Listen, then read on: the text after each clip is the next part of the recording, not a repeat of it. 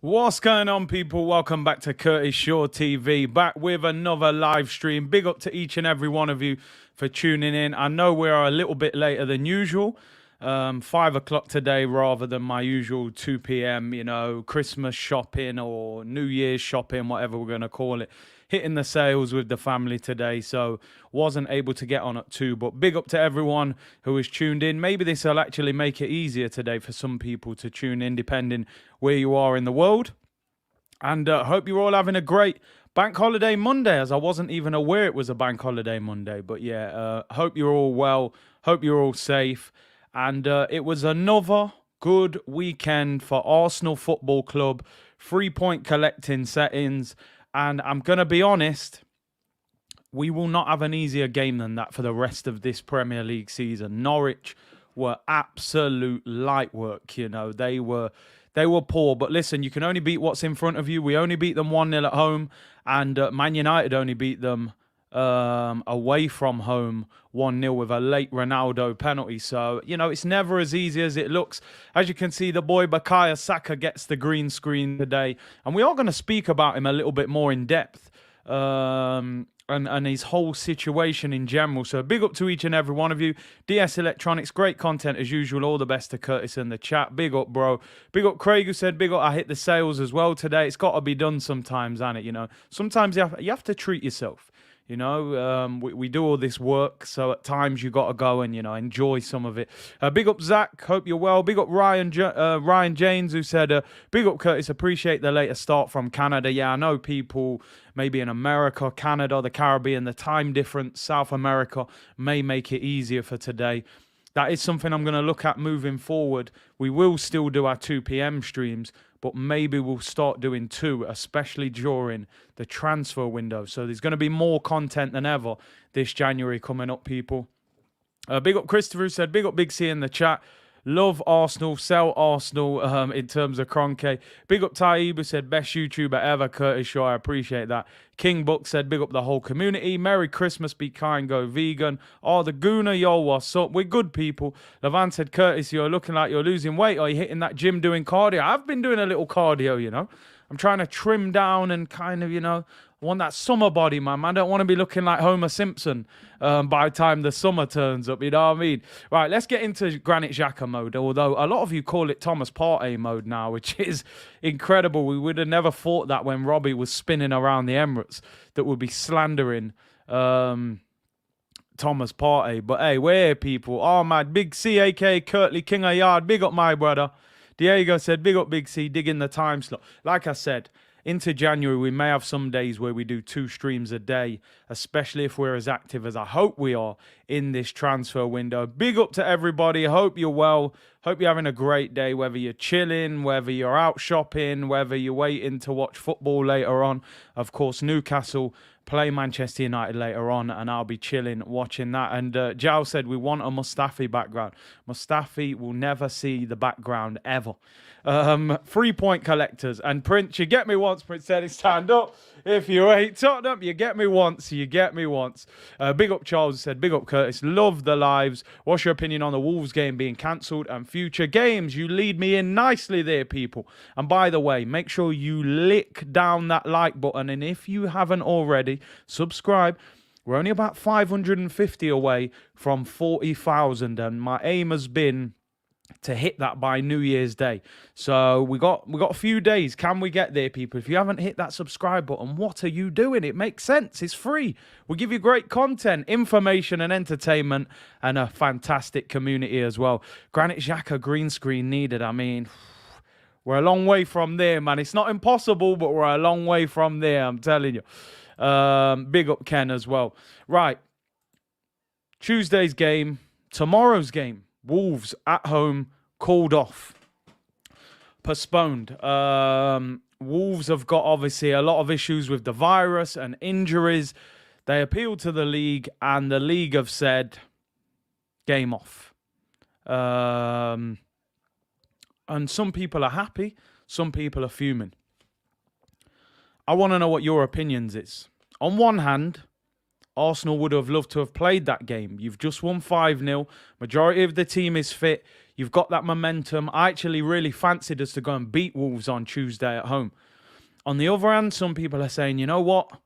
Hectic period. Squad's pretty fit and available at the moment. We play Manchester City on New Year's Day. Maybe it's a good reason for us to not play and to just sit down for the week and chill for Manchester City. I want to know in the comments what your thought process is on it. Are you looking at it more as this is good, we can rest, or did you want the smoke? I can't lie, people. I wanted the game. I felt like we were going to turn Wolves over on Tuesday and keep that momentum. But it is what it is. The game's been called off. You've got to take the positive out of any situation. The game's off. The players might as well rest. We've got a huge game on Saturday. But I just want to know what your opinion is on this situation. Amir said not happy. Greg said I wanted the smoke. I'm telling you, I was ready for it, people. Sheets of Metal said, what's up, Big C Wagwan? Everything good, bro. King Book said, I want the smoke. Strive said, let's go. Smash that like. Big up, Big C. Big up to you, bro. John Layup, Mr. Daniil said that I wanted the game to catch up with Chelsea. Yeah, exactly. I mean, listen, we will play the game later on in the season. I have no idea how you get a game called off and how you don't, you know. How many players do you need to be out for the game to get called off? We're seeing other teams saying, you know, I've got half my squad missing, but the game's still being played, and then other games are being called off. I don't know. Mark said he's disappointed. Yeah, do you know what it is? I suppose on one hand, listen, we played yesterday and the game is tomorrow. It doesn't matter what level you play at. If you play 2 games in that time frame, you are going to feel it. But I think sometimes when you're winning games and you're playing well, I'm just saying from my experience, people, I don't want to sit down. I'm ready to go. If I played on Sunday and there's a game Tuesday and I've played well on Sunday, I want Tuesday's game on. Because I was a little bit different. I didn't love the training ground. I loved the playing field. I love the game. I love the stadium. So here's what it is. Oz says brown envelope somewhere in this. I mean, a lot of people saying, you know, how did Wolves get it called off?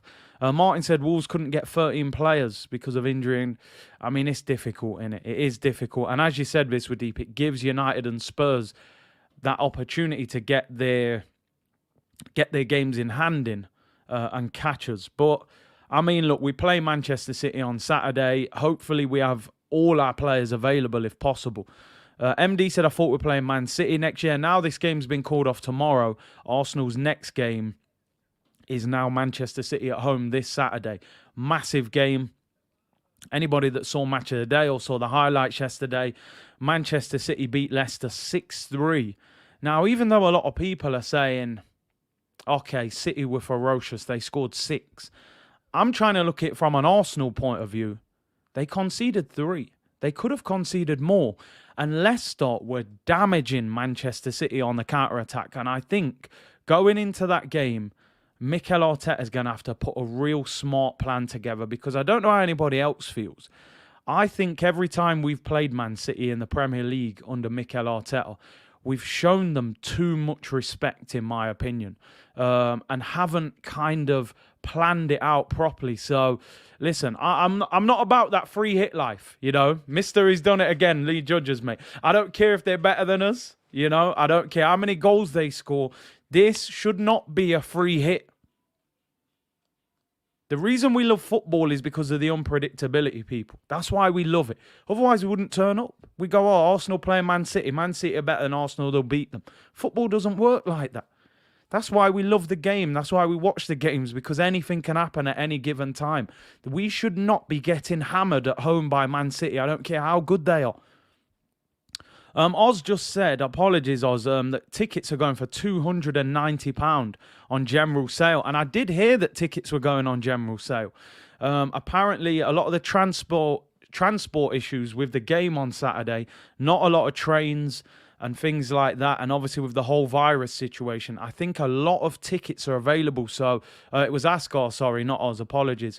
A So if people want to go to that game, a great game to go and watch, there could be tickets available, very much so. Buenos Aires Guna said, we shouldn't respect them too much. Let's have a go. Listen, be mindful of their qualities, but try and damage them, City bomb on. They push both their fullbacks high. We should be going for them. Greg said, no free hits. Numar said, I agree, if we counter them, we can beat them or get something out of the City game. I mean, listen, we'd all take a draw. Zach said £164 is the lowest. See, these are the times where, and I know people will say, listen, it's a business. The club have to make money. Cool, it's Manchester City at home. It's a Category A fixture.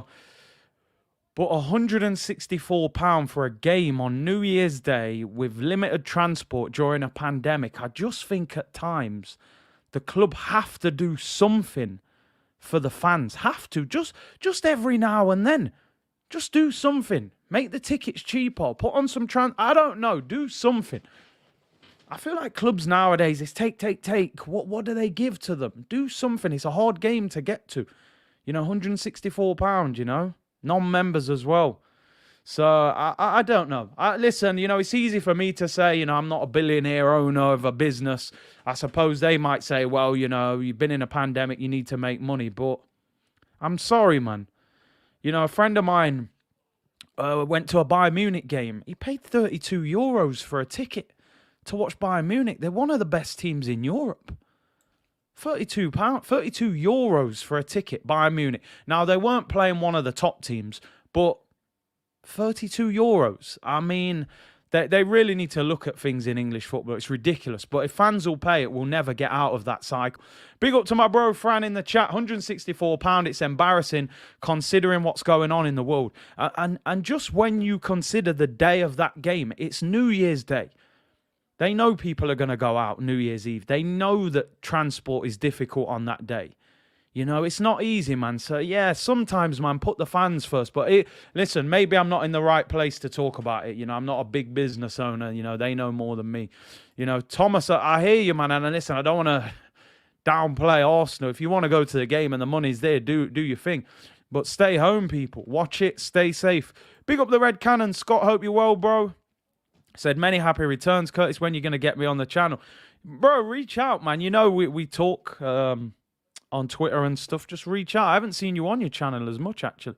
Make sure you go and subscribe to the Red Cannon. And, of course, subscribe to my bro Fran on FFTV. We had a great show the other day. So make sure you lick down the likes. Right.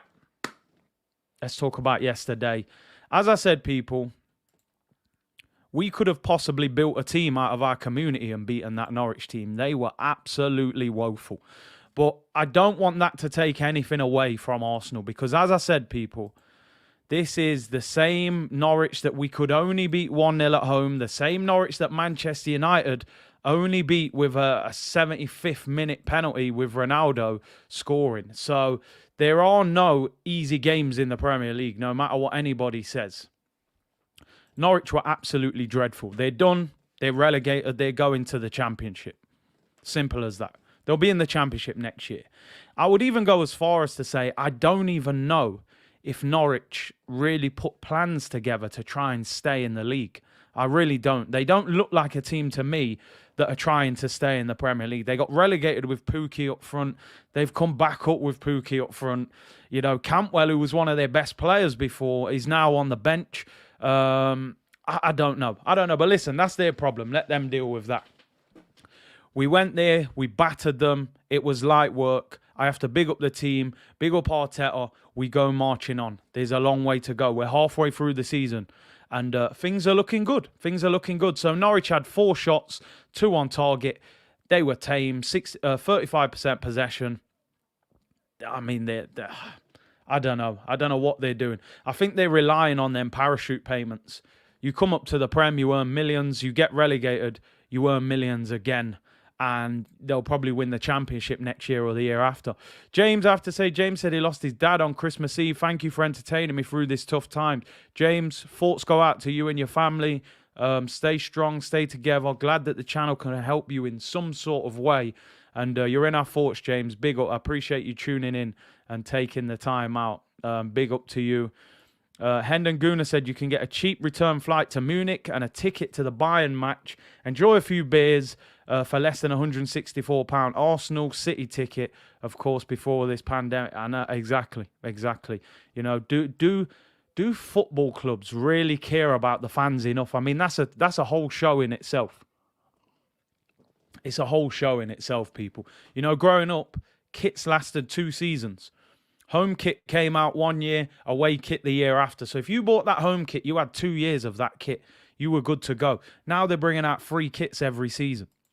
If you got kids and things like that, you know, they don't want to wear the kit from last year because everyone at their schools wearing this year. It's different. But anyway, let me not get sidetracked. James, big up to you, and really appreciate, you know, everyone in the community showing him that love as well.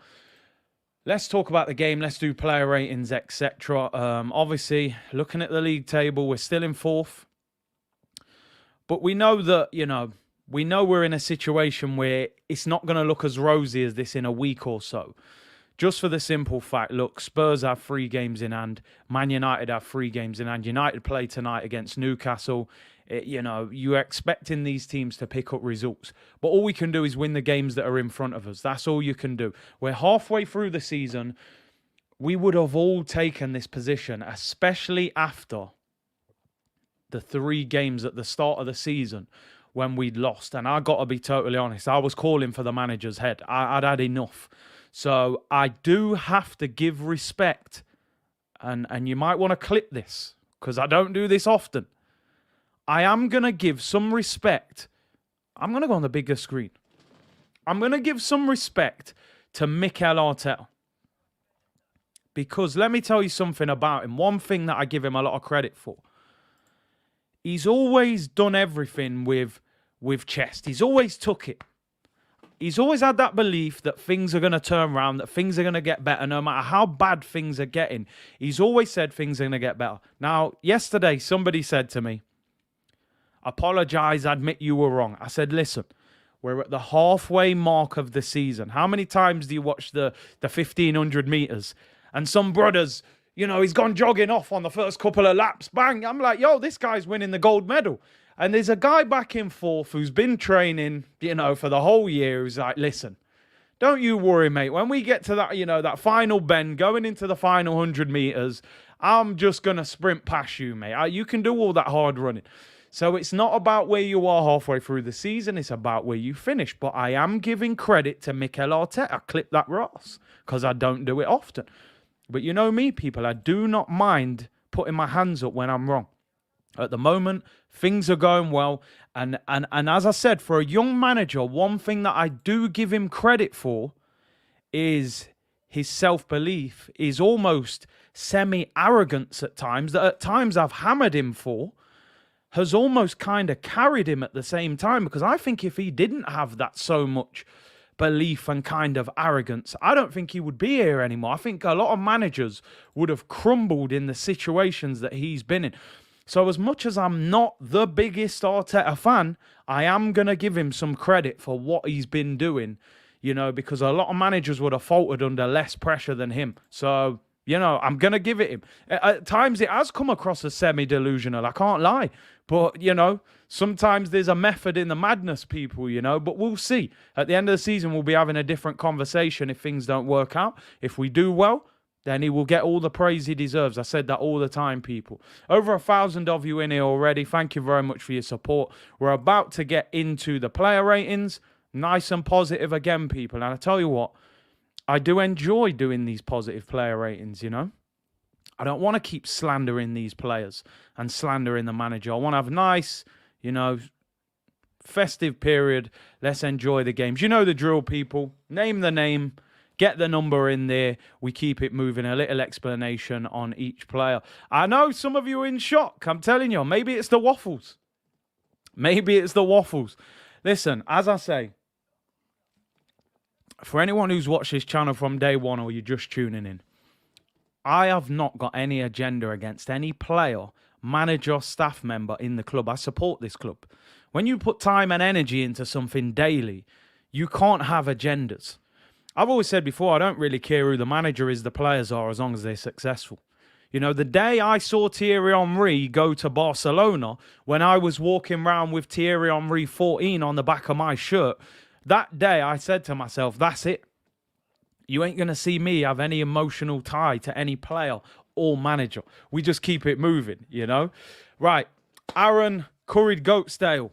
Hard food settings, people. Ramsdale, another clean sheet. This game wasn't too difficult for him. Not going to lie. Didn't have to do too much. Man said... Oh, dear. I said, nah, I'm not... Arteta's lawyer is very much employed, mate. His name's Kevin Campbell. Nah, listen, Ramsdale. I'm going to give him a 7. I'm going to give him a 7. And some people will say, you know, he didn't have much to do. He didn't. So some of you giving him a 6, some 8. Curry Goatsdale, man. I'm giving him a solid 7 because I think he's, you know, even his distribution. The best thing you can have with a good goalkeeper is security. Good goalkeepers make you feel secure. And I feel secure with Aaron Ramsdale. And again, hold my hands up. Go back and watch the videos. I was hammering this guy when we signed him. I saw him play for Sheffield United, I think 3 or 4 times live. And was it 3 or 4 times? A couple of times at least. And I wasn't impressed with him. I really wasn't. But man said he could have gone to the beach, I'm telling you. I'm going to give him a 7 out of 10. Another clean sheet. Commanding. Kicking his lovely jubbly. You know what I mean? And he makes me feel secure. I don't feel like anything stupid is going to happen when he's in goal. Now, I'm not going to destroy Leno because Leno was a decent keeper. But there was something about Leno at times I didn't feel secure. The amount of times I've been in the Emirates and seen Leno kick the ball out for a throw-in. I have to admit, Emi Martinez gave me that secure feeling as well. Aaron Ramsdale is equally doing that. 7 out of 10 for Aaron Ramsdale. The defense we're not gonna go into too much. Let's be honest, they had 2 shots. They didn't have that much to do really. Ross, I think, to renew membership for some reason, I have no idea why. iPhones are not allowing people to join at the moment. Or they said when you're live on the video, if you look down, it lets you join then. But I think you have to go on a desktop or an Android to do it. I don't know why. You have to ask YouTube, man. Ben White at right back. Benjamin White. I'm going to give Ben White a 7 out of 10. He had one little dodgy moment with a dodgy back pass. But the reality is he's a centre-back. He can play right back. He can play CDM. And he was solid. He didn't have too much to do again. And listen, he did well. He was out of position. And he handled what was thrown at him. He was aggressive. I think he's really bought in to playing for Arsenal. I look at Ben White, I look at Ramsdale, I look at Gabrielle, all these players, I feel like they're really happy to be playing for Arsenal, you know? I feel like it means something to them. So I give Ben White a 7. It's not easy to play out of position, and he made it look decent. Rob Holding, I'm going to give a 7. Again, was solid, won his headers, and to be fair, he's got more hair than me, and I've got cane rows. That is some turnaround. I don't call him Bob Balding anymore, I'll tell you that. I'll be calling him Bob Dreadlock soon. So I'll give Bob Dreadlock 7 out of 10 as well. He came in, he was solid, and the hairline is immense. So we'll give Bob Dreadlock 7 out of 10. He had a great trip to Turkey. Yeah, Turkey FC, man. And I ain't talking about your Christmas dinner. 7 out of 10 for Holding. Was a bit shaky on the ball. Never really been amazing on the ball. And I do think there is still limitations to his game. He's nothing more than a squad player. Big up Alex, who said, time difference has it rare that I catch the show live. What is our number 1 position for January? I would say centre midfield and centre forward. And big up to Alex. Like I said, I am going to do more streams at different times as well as the 2 p.m. streams. Gabrielle, solid as a rock settings. There's nothing you have to say about Gabrielle. It's another one, people, and I'm not talking about DJ Khaled. 7 out of 10. He's classy, had nothing to do. It's light work. 7 out of 10. You know, I like him that much. I just want to give him 8 out of 10. But he genuinely had nothing to do. I'm gonna give him a 7. I think he was slightly better than Ben White, than Rob Holding. Rob Holding looked a bit shaky on the ball, but I'm just gonna give him a 7. because he had very little to do. So he gets a 7 for me. Some people saying 7.5. Gabrielle 7, top 5 in the league. He's up there. He's up there. As I said, for me, best centre-back since Toure and Campbell at Arsenal. Do you know what? I think he was slightly better than Rob Holding. I'm going to squeeze a 7.5. I might be a bit biased. Let's go to Kieran Tierney, the flying Scotsman, stronger than a Tesco bag. I felt like Tierney needed that moment. Bombing down the line, lovely little ball from Odegaard. The first touch is immaculate out of his feet, people. Because if he keeps that close to his feet, I think the defender can tackle him. Because he has that big 10-yard touch out of his feet, he sets himself to finish with the second one and just side foots it into the bottom corner. Lovely finish. 8.5 out of 10 he gets from me. And Tierney, you know what? The biggest compliment I can give him is, you know, he just no nonsense. He gets his head down. He works hard. He represents everything that Arsenal fans want. And I just love his attitude, his personality. You know, he celebrated. He was punching the air. And I think he's established himself back as the number one left back. You know, Tavares got us a bit excited with a step over and a marauding run. But I think there's no doubt Kieran Tierney is the best left back at Arsenal. 8.5 out of 10. Didn't get injured as well, which is good for him. Nothing fancy, just hard work. And yeah, I'm a big fan of Tierney. 8.5 out of 10. Let's get into the midfield. These two players are the two players that threw me a bit of a curveball where I was like, I genuinely had to watch the game back and be like, do you know what? I can't give them a rating without watching it because I'm not sure if they played well or not. Big up Anthony for becoming a member on the channel. Really appreciate that, bro. I'm going to do a member stream the day after the Man City game. Probably on Sunday, if not the Monday, in fact. We maybe do the Monday. And then start a new year. I want to know everyone's thoughts, so look out for that. Let's start with Granit Xhaka. Interesting performance from Xhaka because I watched the game back and I actually think Xhaka was a little bit better than Thomas Partey, if I'm being honest. A little bit better.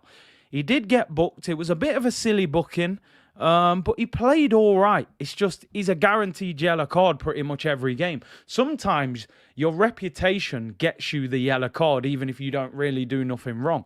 You know, so he needs to... is he ever going to get out of that? I think that's 56 yellow cards since he's been at the club now. But I thought Xhaka was a little bit better than Thomas Partey, if I'm being honest. I'm going to give Granit Xhaka a 7. I'm going to give him a 7. I thought he was decent. Kept the ball well. You know, got a yellow card. But he was up for the fight, which is one thing I do give him credit for. Big up Tyrone Powell for becoming a member. Really appreciate that. And like I said, check the community page where I'll always keep you updated with the latest members, news and streams and stuff. Buenos Aires, Guna, those are great days for member streams. And hopefully a lot of you are off work. I want to see more of you on the stream, get more of your opinions. So I'm going to give Xhaka a 7. He actually wasn't that bad. He wasn't that bad. Yeah, and he's man's doing back control. I thought he was Ronaldinho for a sec. I thought he played well. He was the better of the two centre mids, in my opinion. Let's do Thomas Partey. Now, the sad thing is, do you know what? I don't even want to... I thought he was better than Partey, but I don't want to give Partey less than a 7. Just because I'm trying to be positive. It's, you know, festive season. I don't know what it is with Partey. I think sometimes I'm expecting more from him than I'm seeing, and I don't know if that's unfair of me. When I watched him for Atletico Madrid, I saw a powerhouse. I saw a midfielder that you wouldn't want to play against because he bullies people, because he takes the ball off them, because he drives forward, wins the ball back, keeps possession, even scored a few goals for Atletico. He's playing very simple. He's playing very simple. And sometimes that's a good thing, because sometimes just playing simple, not making mistakes is decent. I still don't think Thomas Partey has adjusted to the Premier League.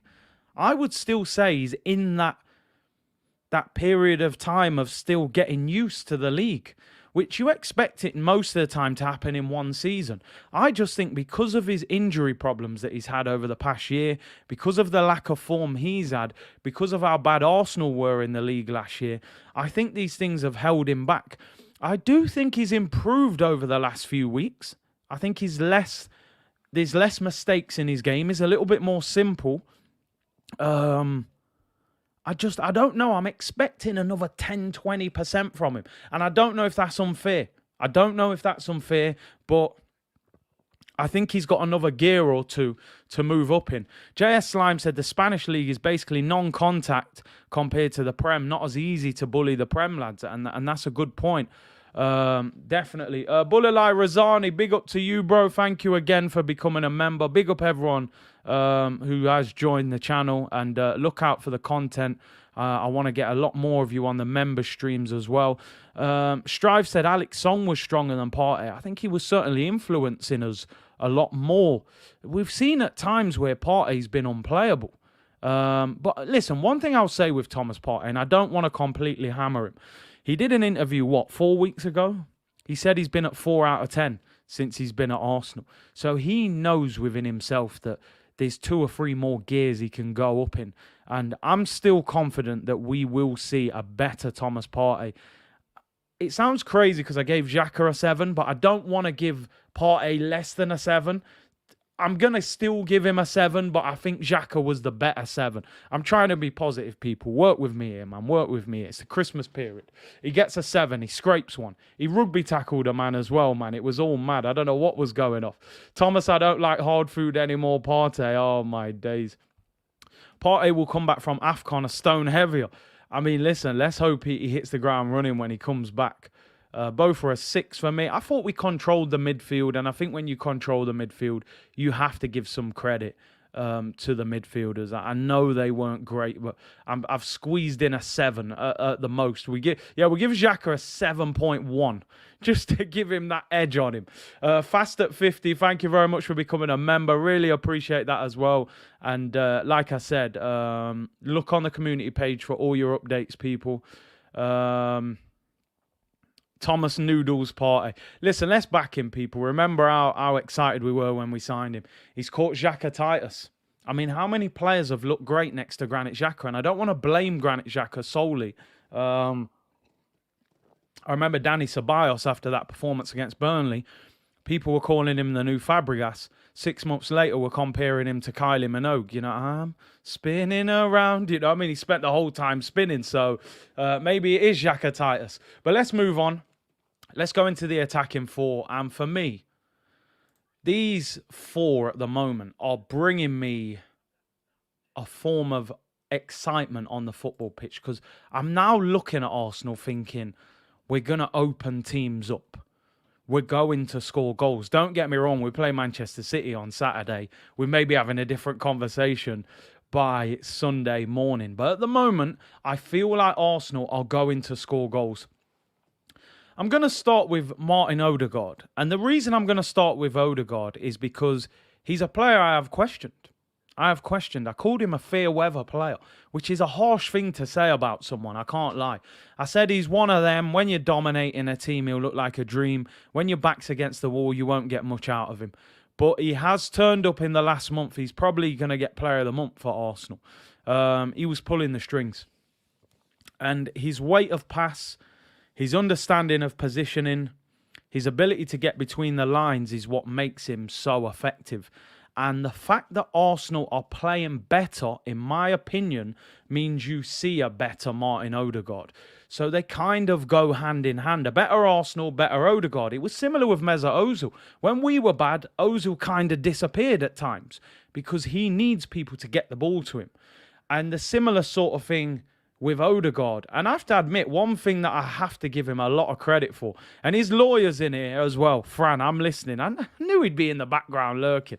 But now, listen, one thing that really impressed me with Martin Odegaard the other week when I went to watch us against Southampton was how hard he works off the ball. Honestly, sometimes you don't see these things watching on the screen. The guy works. I'm going to give him a 9 out of 10. I thought he was fantastic. Boss the game, in my opinion. Arsenal gave him man of the match. The TV company gave the man of the match to the guy that I'm going to talk about next. But Mikel, listen, I'm not talking about 9 out of 10 for the whole season. I'm judging for that individual game. Norwich couldn't get near him. Every time he got the ball, I thought something was going to happen. And listen, I always say everything needs balance in life, people. If I can be constructive criticism of somebody, I have to also give them their flowers when they're performing. I'm giving him a 9. What he did yesterday is what he has been signed for. Don't get me wrong, you could add a goal. If you add a goal, that's a 9.5 performance, close to a 10. He was signed to break the lines, to play passes that split defenders, to make it difficult to get picked up. So Xhaka and Partey, when they get the ball, they look up 15, 20 yards in front. They can see Odegaard on the half turn. That is what he was signed for, what he did yesterday. So he gets a 9 from me. He got man of the match on the Arsenal Twitter account. But for me, yesterday's man of the match is a certain Bukayo Saka. And I just want to quickly speak about Bukayo Saka for a minute because I think we haven't had this conversation too much. Bukayo Saka, a few months ago, suffered what I would call the equivalent of a footballing tragedy. I'm going to go as far as that.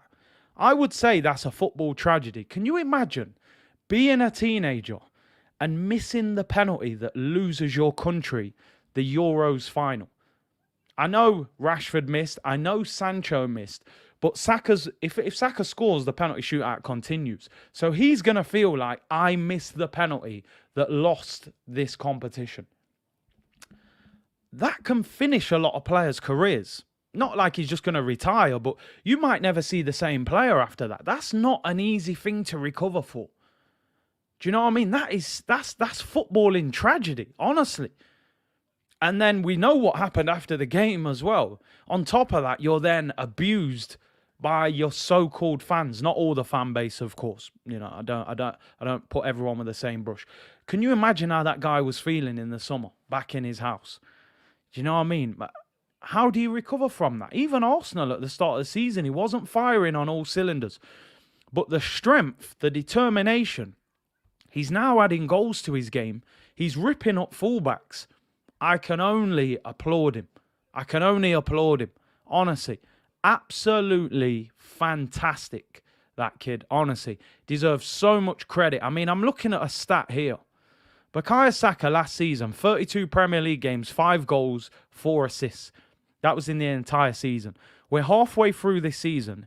He's got 5 goals, 4 assists already after halfway. He's got more goal contribution in half a season than he got in the whole of last season. He's well on his way to double figures. The second goal was fantastic. The first goal was excellent. He gets a 9.5 for me for that performance. Thought he was fantastic. They couldn't live with him. He had their left back on toast. He ruined Masuaku the other week against West Ham. He deserves huge credit. 20 years of age. We're lucky to have him. I'm telling you. Yeah, 9.5. 9.5, I'm telling you. South London's finest said, Saka looking like a Robin regenerated. Yeah, I'm overgassing it. Listen, let's enjoy it, man. Let's enjoy it. Left foot on the right, cuts inside, bang. We always said the reason Saka gets in ahead of Pepe is because of the work and the system, the ability to fit into the system. Now, what we always used to say was, yeah, but Pepe gets the numbers. Saka doesn't. Saka's now adding the numbers. I have to admit, this form from Saka will probably, and I know this sounds quite extreme, this will probably end Pepe's career at Arsenal. Because the one thing Pepe could always say was, well, yeah, Saka's great, but look at the numbers. You need goals from your wingers. 5 goals last season. Pepe got 10. But now Saka's added that to his game. It's a long road for Pepe. But anyway, you know, I don't have to beat one player, you know, and say that it's over for him. He's still got an opportunity, but you know what I mean? It's going to be very difficult for him to get back into the team. Listen, Saka got man of the match on the TV, but the Arsenal website gave it to Odegaard. So 9.5 for Saka. Fantastic and deserves huge credit. Let's talk about Gabrielle Martinelli. Again, I've got to be honest with you. I came off the stream yesterday, and when I was thinking briefly about player ratings, I said, I'm going to give Martinelli a 7. He came off, didn't really trouble the keeper that much. He had a goal disallowed. But I have to admit, I watched the game back this morning, and he was better than I thought. 2 of those goals were because of his pressing. So he didn't get the glory, he didn't get the assist, he didn't get the goal, but his hard work, his pressing led to mistakes that led to goals. Kieran Tierney's goal, Martinelli moves over centrally, creates that space out wide, Odegaard plays that lovely pass, Tierney scores. Tierney goes pressing and gets the goal. Martinelli pressed for 2 of those goals. Sometimes as a player, when you're not having a good game on the ball, your head can go, but he still makes sure he does things off the ball. When players have got the ball, he makes runs, pulls defenders out the way, creates space for other people. Martinelli gets an 8 out of 10 for me. Excellent, excellent. It's not a performance that we'll look at and go, oh, he was brilliant. He didn't score, he didn't rattle the post. But his runs, his determination, that dirty work led to other people's success, and that is important. That is important. 8 out of 10. Listen, you know me, people. I'm Martinelli FC, man. I think this kid has got so much potential. It's unbelievable. Just keep playing him. Keep playing him. Man was running from left wing to right wing. You can't pick them up. Pulling all over the place. Hardest worker in the team. I'd put him up there. It is interesting how Mikel Arteta talks about, he has to be able to play at different speeds. And I do understand that. You can't do everything at 100 miles an hour. But he's quality. He's quality. I just love watching him play. I really do. 8 out of 10. Let's talk about Alexander Lacazette. Again, an interesting one. When the game finished yesterday, in my head, I was like, wasn't convinced that Lacazette played that well. To be honest, lost the ball a few times. I think he could have given away a penalty. VAR didn't give it, but he wins the penalty. He scores the penalty. And he is the link man. He is the link man. And sometimes, because when you look at that front 4, what we don't have there is a lot of experience. We have a lot of inexperienced players. Odegaard, Saka, Martinelli. Lacazette is that wise head. He's the captain. And he's doing what you need. Yeah, old man Alexander, man, just up there. They do the running, he does the dirty work. My one thing with Lacazette, and this is my one thing, if I'm going to be totally honest,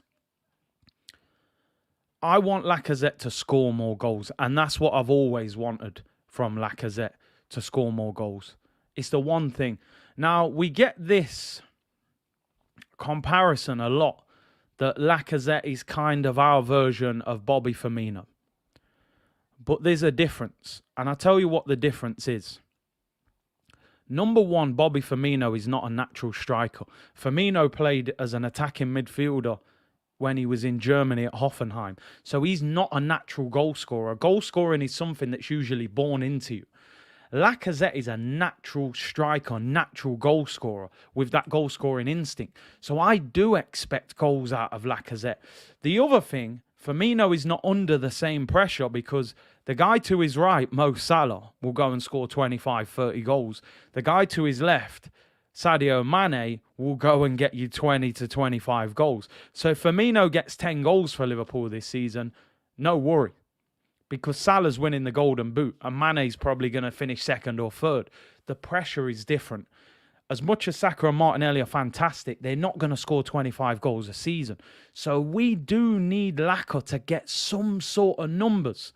That's the only thing with Lacazette. I am going to give him a 7 out of 10. I don't think he was fantastic. But again, good captain's performance, led the line, got his goal, won the penalty. I am going to give him credit. I would like to see him score more from open play. Had a great chance yesterday. Ball was whipped in. Gets across the defender. Heads it wide from 7 yards out. He should score. Missed chances against Leeds. Missed chances against West Ham. I think Laca gets in enough good positions that he could be getting 15 to 20 a season. Instead, he'll get you maybe 10 to 13, 14. Well, that's probably the reason Lacazette will leave in the summer. If Laca had Aubameyang numbers, he would be unbelievable. He'd be incredible.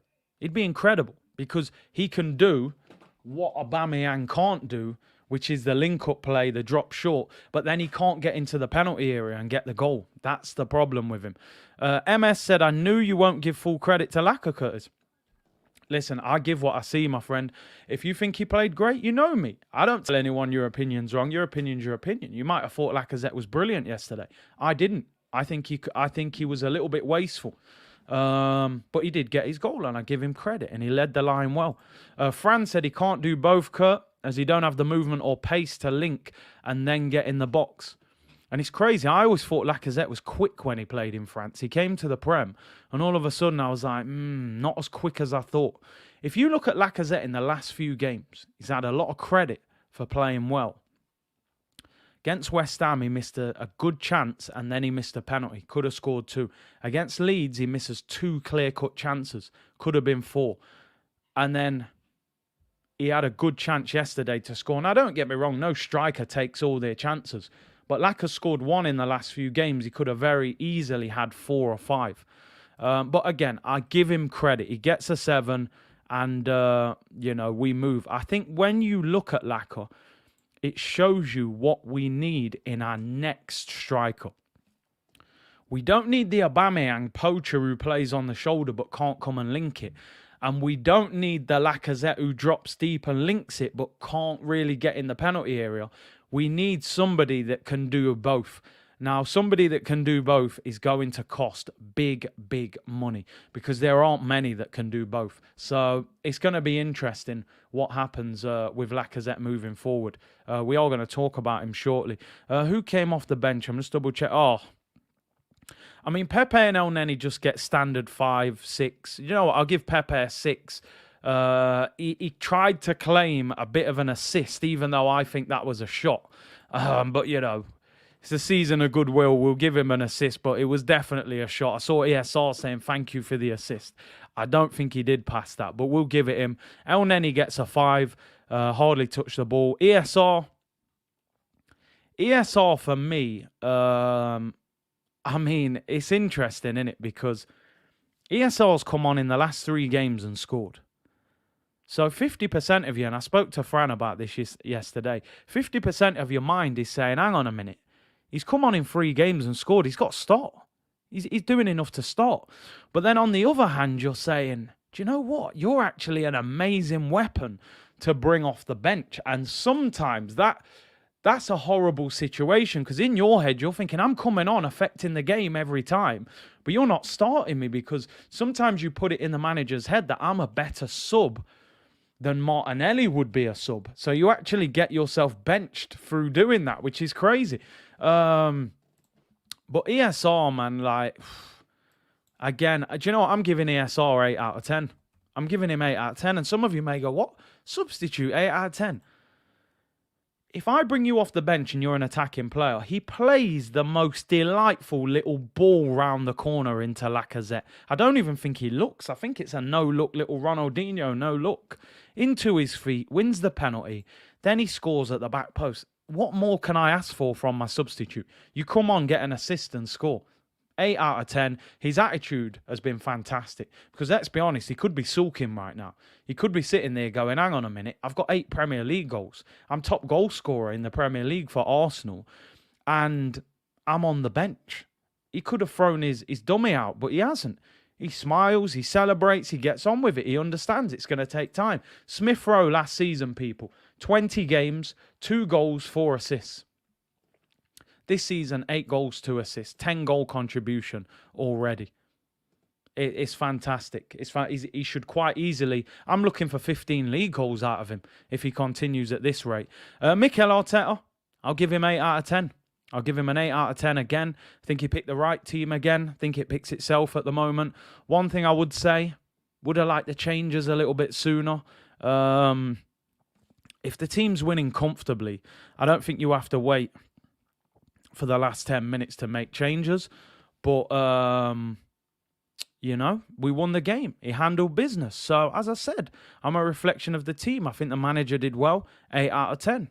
And we keep it moving. But, as I said, we've hit the halfway mark of the season. 19 games played. We're 4th in the league. It's a balance situation for me. Let's not get carried away. We haven't reached the promised land. We're not in the Champions League. We're not. I don't know. How can I put it? We're not there yet. We haven't won the trophies. We haven't achieved what we set out to do. But we're doing well. Let's enjoy it. Let's see where it takes us. As I said yesterday, if I'm Mikel Arteta today at training or wherever, I'm knocking on Josh Kroenke's door. I'm calling him on his phone. I'm saying, Josh, I've got us in a position that we probably didn't expect to be in, if we're being honest. I need you to get the checkbook out right now in January. Sometimes in life, opportunities fall in your lap at times when you're not expecting it, and you've just got to go and take it. You've got to go and take it. Arsenal can't be sitting there thinking, well, let's scrape through January while Part A and then or AFCON, and we'll just try and get through, because the season could unfold in 1 month. Go and sign a central midfielder.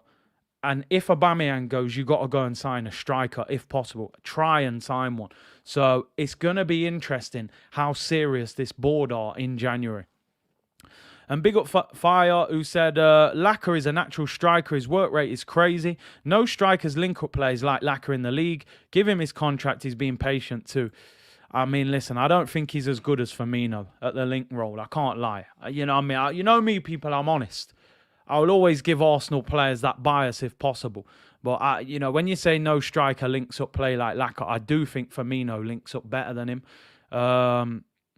Work rate is good and deserves credit, but it depends on the situation. And as I'm saying, at the moment, the story coming out, people, is that Lacazette has apparently been offered a 1-year contract and he has rejected it. He wants a longer contract, and we've spoken about this time and time again. I don't think the club can risk giving Lacazette more than 1 year. And I don't think Lacazette would want a contract that is 1 year, because he wants security. He's a free agent, and he knows that other clubs around Europe will take him on longer contracts. There is a massive shortage of strikers around Europe, and clubs will take him. He's been linked with Atletico. He's been linked with Inter. He's been linked with Roma. These clubs will give him 2 or 3 years on a free transfer.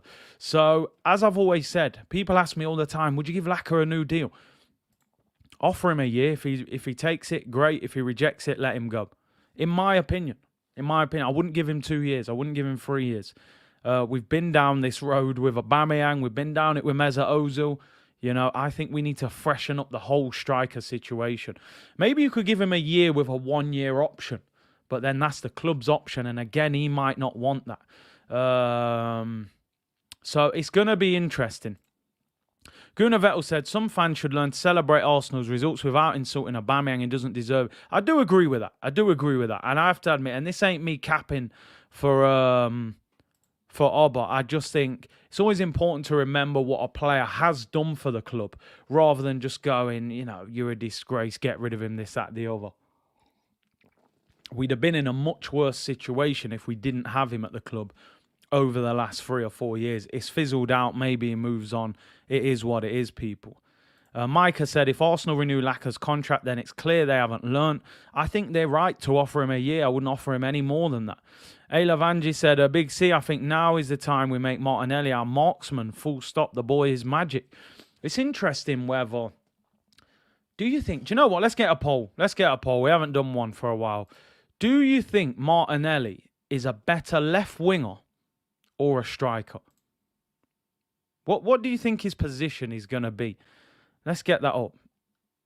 Is Martinelli a better winger or striker? Because a lot of people say that. Play Martinelli up front. Is Martinelli a better winger or striker? Or where would you like to see him play? Yeah, where would you like to see him play? Where should we play Martinelli? There you go. There's the question. Where should we play Martinelli? Striker or left wing? Striker or left wing? Let me know. Do you see Martinelli as a potential forward? Or is he that left wing goal-scoring winger? All right, there we go. Polls up, people. We'll leave that up till the end. Let me know what you think. Striker or left winger? I think he could become a striker. I think there will be a transition into it happening. It's very difficult to happen straight away.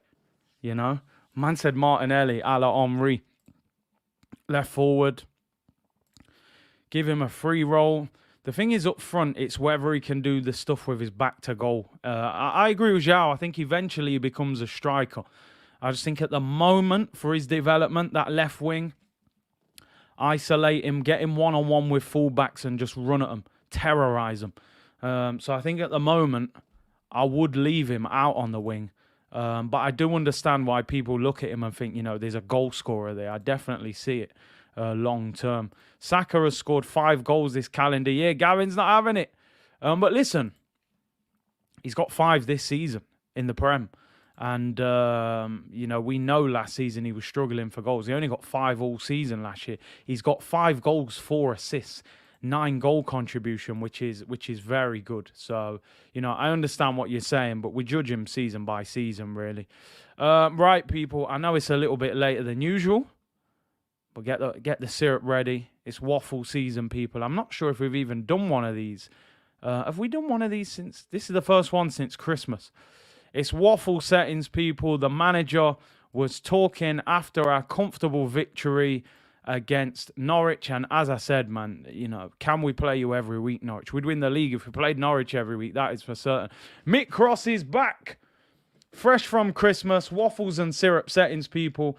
And he's loving life right now. I'm telling you, we're high-flying, top 4, cup semi-final. He's smiling. The grey hairs have disappeared. Mick Ross in the building. Coma music settings, people. Mickey Ross, the boss, has got us in the top 4, people. Let's hear what he got to say. And I believe it was quite a short press conference. So not too much waffle, which sometimes I'm thankful for, to be honest. But let's see what he had to say. TW said, I feel Big Mick, free ABBA. Arteta hard in the paint. Hey, man, Mick Ross settings, man. Need to play the same 11 consistently. At the moment, he is, to be fair. I have to admit, he is playing it. It's got to be the green screen. We'll do it for one of the shows this week, definitely. Arteta on the win. Saka, believe for more. Look at that smile, man. He's like, yeah, man, how you like me now? Oh, oh my days. Listen, let's see where we are when the game's in hand and everything, I'm enjoying it because I know Man City's round the corner and anything can happen, but let's hope. Mikel Arteta was a happy man after we beat Norwich 5-0 on Boxing Day. And here's what he had to say, people, on how pleased he was with today's performance. Very happy. It's not easy to win away from home in the league. The way we performed, how dominant we were from the beginning, the quality we showed throughout the game, it was really impressive. And, I always felt during the game, as soon as we get the second goal, they're finished. They're absolutely done. Second goal will finish them. Listen, and we're going to talk about the City game, but I just want to see a different Arsenal in that Manchester City game. On Saka's sharp performance, said, yeah, I think in general, collectively and individually, we've had some big performances. You don't win 5-0 away from home if you don't do that, so I'm really happy with all the boys. Interesting, he didn't want to heap praise on one player, wants to, kind of make it about the team. On the improvement to our goal difference recently, he said, obviously the start was difficult. We are scoring more goals because we are getting in positions in much better condition. Every process is done much better. And I guess better positioning and chances to the strikers at the moment, they are being really effective. Curtis, you really love singing, bro. I don't know how I end up singing all the time. It always happens, innit? I'm not even a good singer, but hey, here's what it is. It's Christmas time, people. We need a Lego picture. What are you saying? We need to switch it up now, yeah? The Mick Ross picture. What does he go on to say? On whether today was a good example of how much we have improved. Said probably the direction the team is taking, how we are growing, understanding the players. Obviously, they've been playing a few months together. The unity that we show in general, the support we are getting in every ground from our supporters is very much linked to the way we can transmit the way we want to play. So I'm really pleased with that as well. Oh, wow, that is actually the shortest press conference I've ever seen. Maybe I had plans, maybe I had dinner reservations on how important it is that the players are enjoying themselves on the pitch. So that's what we are here for, to try and create enjoyment. And if they enjoy it, then I'm sure that people will enjoy watching them. They are in this moment right now that they really like each other. They enjoy playing with each other, and you can see that on the pitch.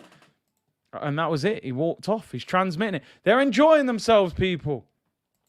They're enjoying playing for the Arsenal, and that is it. He's out of it. He's done. He just dropped the mic and walked. Man said, listen, it's Boxing Day, mate. I got a restaurant booked. I'm out of it. I'm done. That is the shortest waffle settings we've ever had. I'm surprised he didn't start dropping speeches on us. But, hey, he's done. That was a short one. Maybe they cut some of the answers. Maybe he said something controversial. But, hey, here's what it is. We got the 3 points. We moved on. We handled business. And, we kept it moving. So, hey, interesting that we're now getting more goals from different areas of the pitch. And it's something we can be more positive about. I mean, Smith Rowe is now Arsenal's top goal scorer in all competition with 9 goals. Mr. You-know-who is second. I think now people get triggered if you mention his name, so I'm not even saying it. But Mr. Sweg is second top goal scorer for Arsenal. Saka is third. Eddie Nketiah is fourth, level with Lacazette. Eddie Nketiah, the League Cup R9, they call him. He's unbelievable in the Carabao Cup. Tammy said it's the transmission, Curtis.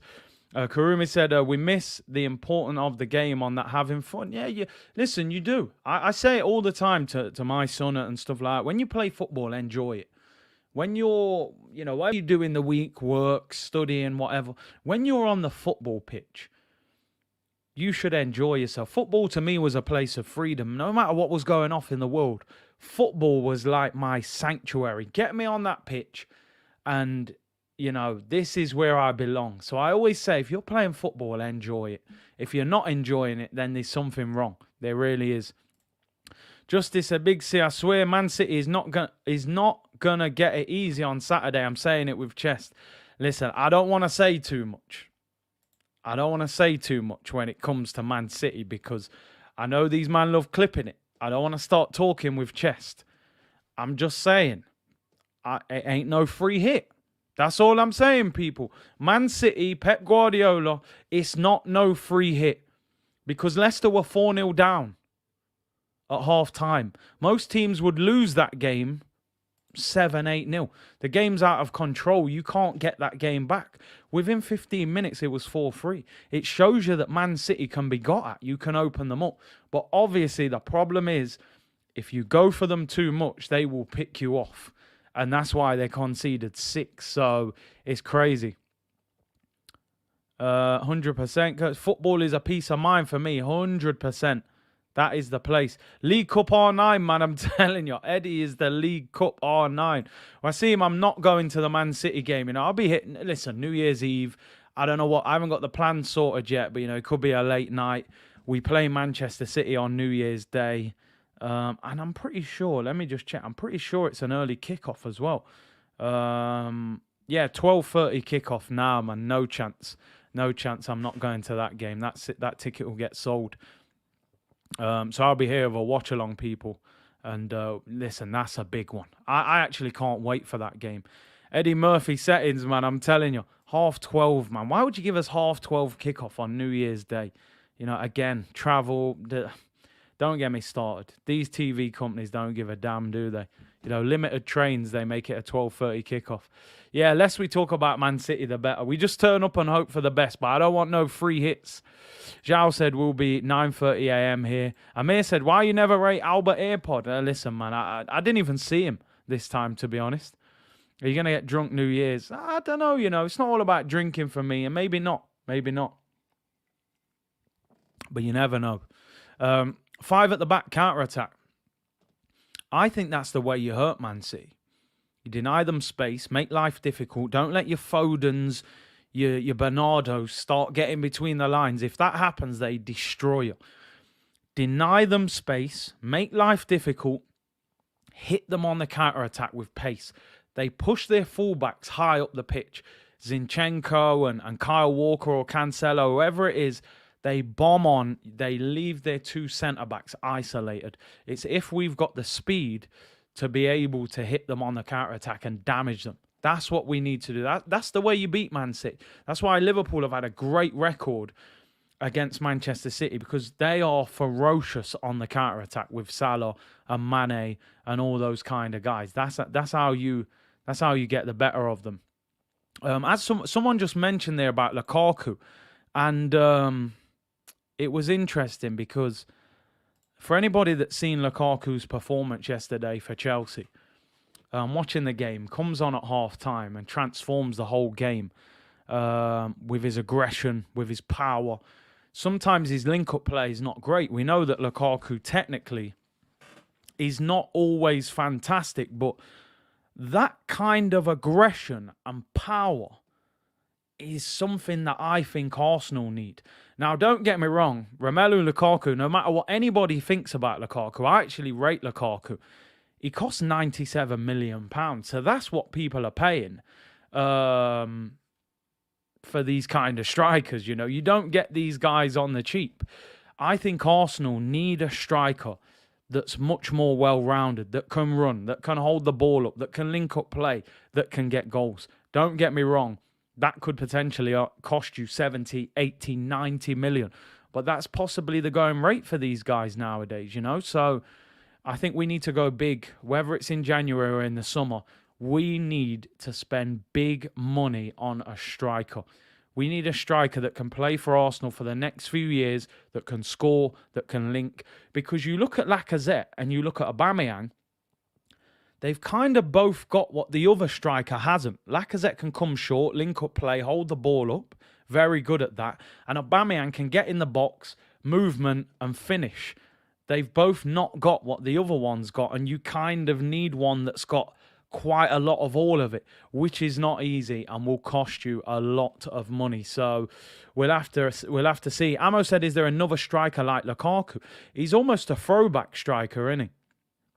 He's an old-fashioned striker, big, strong, powerful, technically a bit up and down, very one-footed, but when he's at it, I'm telling you, he's got to be one of the most difficult strikers to play against, because for a big guy, he can move, he can run. And you saw yesterday, Tyrone Mings is about 6'4", and Konza as well, big guy. These men were bouncing off him. You know, he's a problem. He's a problem. Gid said, Curtis, I'm telling you, bro, Osimhen, rate him highly. Always liked him. Problem is, Napoli paid, what, 65 million euros for him? You know Napoli are very difficult to buy off. We'd have to pay 75, 80 million to get Osimhen, and I'm not sure if Arsenal will put that down for him. Sheets of Metal said, why do I know Arteta will show much respect to Pep? We're going to get 5-0 like last time. Don't be nice, be ruthless. Arteta's got to learn. Forget the friendship. Forget what this guy did for you to get into work. Go and smash Pep over his bald head, mate. You know how Kevin Campbell said, he said, go Anfield and punch him in the face. We need to egg Pep on his big, bald head, mate. I don't care how good Pep is, and I love Pep. New Year's Day, just egg him on his head. Bang! Just boop, straight on the top of that bald head. When it comes to shake your hand before the game, hey, Mikel, bang! Straight off his head. You know what I mean? Just lick him down. I don't care about no Pep, no friendship. You know what I mean? Just egg him, bang! Straight over his head. Say, take that! When Foden gets the ball, smash! You know what I mean? You know Xhaka's getting booked. Anybody needs to earn some dough. Granit Xhaka yellow card against Manchester City is like an absolute certainty. The amount that Man City keep the ball, you can just guarantee Granit Xhaka is going to clip someone and get booked. You know, handle business. I'm sick of Arsenal turning up like a little puppy against these teams. Oh, no, Pep, take it easy on me. No, oh, Pep, no, your team's so good at keeping the ball. We can't compete. It's a free hit. No, forget that. I don't want to hear that. Because even yesterday, I watched Villa against Chelsea. They made life difficult. They made life tough. They battled. They got in their face. Yeah, I want to hear everybody sit down. That's what I want to hear out of that away dressing room. Make life difficult. Do what you've got to do. I remember one time, people, played a game away from home. It was in August. And you know English heat. Anybody in the UK or been to the UK, English heat is humid. It was like 30 degrees. It was mad. It was mad hot. So we turn up at this game. We're in the dressing room. The away team, they've left the floor dirty and wet as well. And they've turned the heating up on full blast, but they've turned it off all around the ground and left it on full blast. So it's 30 degrees, we're turning up, we're getting changed, and the radiator's on full blast. They got this big old school radiator all round. They're trying to let us know, listen, you ain't getting no sandwiches after the game. We ain't even making you orange juice. You, man, are going to sit in that changing room with the dirty floor that's wet, and you're going to sweat in 30 degrees with the heating on full blast. Man are going, oh, bruv, why is the heating on? Old man's talking about, oh, I don't know why it's on, you know. You got dark arts, people, dark arts. Put the heating on in that dressing room. Although it's cold, actually. Turn the heating off. Make life difficult for Pep. Slap him round that bald head, yes? When it comes to shake your hand, say, oh, you bold fraud. You ain't even won the Champions League with Man City and you've spent about $1 billion. I don't care that you got me this job. Smoke. Straight smoke. You know what I mean? We got to go for City. I don't care. Yeah, man, go for them. I'm sick of it. Stop being nice to these teams. No one else is nice to them. You know what I mean? No one else is nice to them. Let's make life difficult for Man City. I don't buy into all that, oh, Man City are better than us, we can't beat them. No. Turn up, make life hard. If Man City going to beat Arsenal, I want them to leave the Emirates with stud marks on their shin. I want them to be tired. I want Man to be ringing up saying, I need the day off tomorrow. You know, if whoever's up front, Jesus, Foden, you know, Gabriel's elbow should have caressed his cheekbone. You know what I mean? Bernardo Silva gets stamped on his foot. I want all sorts to happen. All sorts. Too many teams, they play against Arsenal. Then man can take their shirt off, give it back to the kit man and say, yo, just hang that up for Tuesday for the next game. Because we didn't even break a sweat. When we went to Anfield, I didn't even see Van Dijk break a sweat. I want these man to be calling Pep saying, Pep, I do not feel well. I don't know what happened yesterday, but Favela Gabrielle has elbowed me in the face and I've woke up with a black eye. That's what I want. Rodri. Oh, everyone's talking about how pretty Rodri. Oh, Rodri's so pretty, so good on the ball. Lick him! Welcome to the Prem. New Year's Day, cold day in London. Bang! Smash him. I'm telling you, I'm moving mad. I'll rip the shirt. Yeah, Xhaka. Not Xhaka, though, because Xhaka will get sent off. He can't go too far with it. But I'm telling you, stop all this niceness. Arsenal, the reason we were so good back in the day, because we could play football, but if you wanted to have a scrap, you knew what time it was. Keown look what he did to Van Nistelrooy. Bang on the back of his head. Lauren, bang. Vieira, their man will beat you up. In a footballing way, they will beat you up. And this is what this team needs to do. I want Favela Gabrielle. Come on, you've come from all sorts, bro. Just smash these up. Xhaka, we know Xhaka's going to get a yellow card anyway. He's stood in someone. You know, Benjamin White, he's looking a bit yesterday. You know, he's showing all his tattoos and that. Maybe he's turned into a tough guy in London, you know. You know, Kieran Tierney's turning up in a T-shirt, tucked in, with some big studs. He's ready to lick down someone anyway. This is what I want to see. Partey, listen, make sure you get a good dinner the day before. You know what I mean? A good dinner. Somebody get him some proper hard food, man. No Indomie noodles before this game. But listen, I want to see a different Arsenal against Man City. I'm sick of turning up and being nice and welcoming. I know, Harry, VAR, but you know what it is? You do it in a way where VAR... Remember, VAR follows the ball most of the time. That's where you got to be clever. You do your dirty work when the ball's not there. So if I'm Gabrielle, when the ball's up top and Lacazette's holding it up and all the cameras are looking at what's happening, I'm just standing on the back of Gabriel Jesus' Achilles, mate. Accidentally as well, you know. I know he's there. I'm looking that way and just caressing myself. Oh, sorry, bro. Sorry. He's on the floor. Oh, Gabriel, you're all right, bro. You got to be smart, people. You've all done it, man. Anyone you played at any level. I'm sure you give someone a little jump up for a ball. Yo, VAR can't catch me, bro. You know how to get around that. You know, let me check the poll. Let me check the poll, by the way. I forgot that was up there, actually. Let's end that now. So the poll has ended. I think most of you are saying he's a left winger. We haven't seen him enough through the middle to really know. 64% say left wing, 36% striker. Man say I'm exposing myself. Bro, I'm telling you, I was about the dark arts, I'm telling you, because somebody always said to me, listen, if you don't lick down these defenders, they will lick you down. When I first came into the game, you know how many times I go home thinking I'm all right. Next day I'm waking up, my ankle's swelled up, I find stud marks on my shin. You know, all sorts going off. You gotta lick these man down, yes? Sheets of Metal said, Colo Torre settings like what he did to Wenger on the pitch. Slam! We can't be soft, I'm telling you. Because trust me, Pep, Pep thinks his mate's going to do him a favour. Pep's going, listen, boys, what do you think Pep's thinking? Arsenal on New Year's Day. Them lot are probably going to have parties. Remember that Pep Guardiola? You want me? Jenny, baby. Yeah.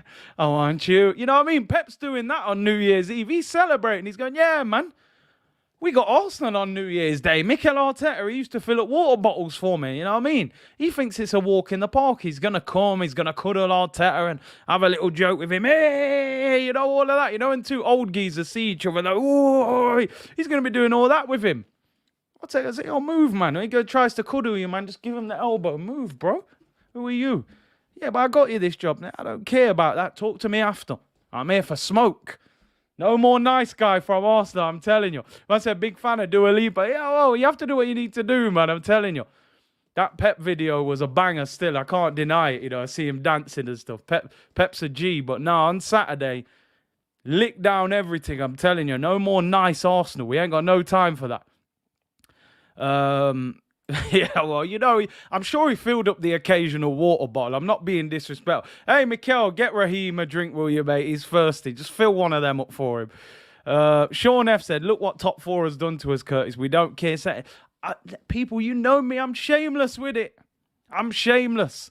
We've had enough Arsenal therapy, so while that's not happening, I have to enjoy myself. We could be doing Arsenal therapy by Sunday. But let's hope not. Let's hope not, people. Let's get a few more comments and I'll let you get on with the rest of your evening, people. 1,600 of you in the chat. Big up for tuning in. I know I've gone way off topic, but I feel like I'm playing in the game myself. I'm going to be going crazy on Saturday. New Year's Day, Man City. Are you mad? I want to. I'm turning up in the Invincible shirt or the burgundy one. I need Omri on the back of my shirt. I'm turning up on smoke on New Year's Day. Slap that bold fraud over his head. Bang! Pep, lick him. Tell him you're just a B-Tech Klopp. Say anything you need to say to wind him up. Stew and dumplings for the team. Awesome English meal in the winter. Whatever's needed, man. Thomas said, shameless FC. We've suffered enough. People telling me, yeah, top. I say, yo, I'm enjoying myself, man. You know what I mean? I'm enjoying it. Curtly been hanging out with White Yard. Oh dear! I mean, there's not too much else going off, people. I've been looking through, not too much going off, not many interviews. Obviously, Ainsley's still being linked with Mourinho in January. I would be rejecting the living daylights out of that. There's no way I would do Mourinho any favours. I remember Mourinho at Chelsea. We had the deal done to sign Demba Ba on loan, and Mourinho stopped it at the last minute. No way am I giving him Ainsley Maitland-Niles. Also, this is the guy who, what else did he do? He's done so, and pretended to buy Granit Xhaka in the summer, put in some stupid offer for him. Nah, man. Ainsley, you can't go Roma. I know I've been saying for a long time here that Ainsley's been treated bad, it is sad. But I'm not about to do favours for Jose when he's trolled Arsenal twice. I'm not letting that happen. You're going to have to relax till the end of the season, man. I'm sorry. Go somewhere else. Saturday's going to be fun. One way or another. I'm going to be going crazy. If we win, I'm going mental. If we lose, I'm probably going mental as well. Meltdown or celebration, one or the other. We'll have to see, people. Emirates versus Etihad. Both not the best atmospheres, to be honest. But, hey, at least the Emirates rocks a little bit when we start playing. Coutinho to Arsenal, I mean, do you know what? Coutinho to Arsenal was one of the first videos on my channel that actually banged. It was like a 4-minute video, and there was a story at the time that we'd agreed personal terms with him, and the video got like 70,000 views. This is when I'd like 3,000 subscribers or something, and we're still talking about Coutinho to Arsenal 18 months later. I think Coutinho is just going to end up in that bag with Yanam Villa, Julian Draxler, Gonzalo Higuain, Karim Benzema, Luis Suarez. It's going to be one of them players we've been linked with 10 times and never signed them. I don't think we'll sign Coutinho. The only thing that makes me think it could happen is Kia Jarapchin is the agent, and Edu and him seem to have very close links. And Zonzi, yeah. I mean, we've had so many of them. You know, every summer we're signing them and we never sign them. Laca was in that bag, I can't lie. We only got Laca because Atletico got the transfer ban, remember, though. He wasn't even coming. Why buy Coutinho makes no sense. I don't know where Coutinho plays in that front three. And what's the point bringing in a 29-year-old on massive wages that's been injury prone lately and taking out one of those players? I don't think that's what we need. I think we need a centre midfielder, not Coutinho. Renato Sanchez, I've said many times, I like him. I would put other players above him just because of the injury record, but they're talking about 24 million, 25 million euros. I'd give him a chance. He's better than Xhaka, in my opinion. Benzema and Villa and Zogbia. Oh, mate, the list. I mean, how long would that list be? Ours, another one. Every transfer window, we're linked with him. Tom said, Curtis, which of these 4 strikers would you take as Arsenal at Arsenal as Aubameyang's replacement? Vlahovic for me. I don't even need to look at the rest. Vlahovic. Ollie Watkins, I don't think he's that good. I honestly don't. I don't think he's better than Lacazette. Probably a bit more mobile, but Calvert-Lewin I like. I do like Calvert-Lewin. He's injury prone though. I would have to really look at his situation. He has a lot of muscular injuries as well, which is a worry. Isaac is somebody that I wasn't convinced with, and a lot of people keep sending me videos, and I look at him a bit more. I'm not there with him yet, but I am seeing more from him. But Vlahovic is the obvious one. I just don't think we can get him. He's being linked with Juventus, Atletico Madrid. I don't see how Arsenal get him unless those clubs are financially, skint. D-Man said, thoughts on Jonathan David or even Tony? Or Ivan Toney, should I say, but you put even. But yeah, I know what you mean. Ivan Toney, I'm not fully convinced he's Arsenal level, if I'm being honest. It's a tricky one, man, because we probably never see his full potential while he's at Brentford. So you have got to take a risk. I'm just not sure about Ivan Toney at Arsenal. Jonathan David, I like. There's always a risk now when a player has one big year in the French league because you're like, how good is he actually? Pepe was incredible in the French league that year. He hasn't worked. Lacazette was ferocious in the French league. In terms of goals, he probably hasn't worked. Fast at 50 said value of ESR and Saka and ESR. Hell, oh mate, I mean, you're talking what 100 to 150 million if you were selling them. What you would be asking for them? English internationals, you'd be asking an absolute fortune for both of them. Yeah, I think you'd be looking closer to 100 to between 100 and 150 million to get both of them. Get your boots on, hey man. I'm telling you, I'll probably run quicker than Lacazette. I tell you, Ivan Toney is a worse version of Laca. I don't rate Ivan Toney, man. I'm not. No, I rate him. I don't rate him to Arsenal standard. Retro said, can a Martial reborn happen under Arteta? I don't see it.